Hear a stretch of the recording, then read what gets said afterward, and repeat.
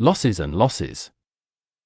Let's remember how in childhood we lost something, and for us it was a tragedy. It could be a favorite toy, a scarf forgotten on the playground, or the death of a beloved pet. All this was experienced emotionally as a child and could even leave a memory of it for the rest of our lives. We have become adults, and in adult life we also face loss and bereavement. The death of loved ones, relatives, and friends is always accompanied by grief. But loss of respect, trust, faith, reliability and security, divorce, betrayal, these are also spiritual losses, and they also lead to emotional experiences, no less, and maybe even more severe, than physical ones, loss of ability to work, health, injury, disasters, etc. And they are no less bitter than the losses that we experienced as children, when any grief was on a universal scale. We were bitter then, but we got through it. This means that we still had the strength to overcome everything. Or maybe someone helped us with this at that moment. Or maybe we were saying some important and necessary words to ourselves at that moment.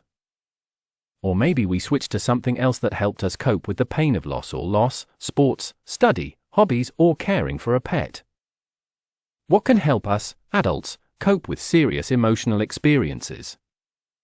And one of the methods of therapy is to remember our childhood and what made us happy, instilled faith and gave us strength. We have grown up, but at heart we are still the same little boys and girls who need approval, support and understanding. For whom it is important to feel the protection and safety of the world around us, in which there are people who believe in us and love us no matter what. Nothing compares to the mental pain that prevents you from sleeping, eating, or breathing, which does not allow you to perceive the world around you. We don't know who to turn to, and we want to scream from our pain, or disappear, forget ourselves, just to get away from these experiences at least for a moment. It is happiness if you have loved ones and friends nearby who can understand and support you. But more often than not, a person withdraws into his experiences and replays the traumatic situation 1,000 times a day, which further intensifies the bitterness of loss or bereavement.